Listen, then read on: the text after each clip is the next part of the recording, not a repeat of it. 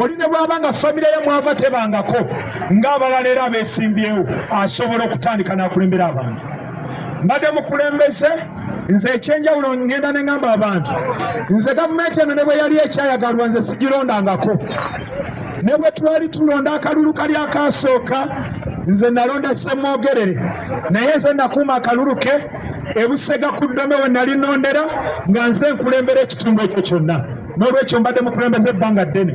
Ekyokukomawo mu bantu kyangu nnyo nti ne bwe mba nandibadde bize tukoze gavumenti za mirundi ebiri obuyinza tubutemyeko pulezidenti owa waggulu bw'aba nabwo obungi. So okujja mu bantu ng'abapulezidenti abalala bemulaba n'ebweru nga bafuna obudde n'obuzannya akapiira n'obugenda mu bantu kisoboka kasooba ng'okolera bantu. N'olwekyo sizeno lwa kalulu ensi yaffe gye tulimu amateeka gasse gatolongebwa. Kati abasibe abaliyo si basibe lwakuba baliko emisango ab'ebyobufuzi basiba babuuza mutuvunaana misango ki ne baginoonya ne gibula.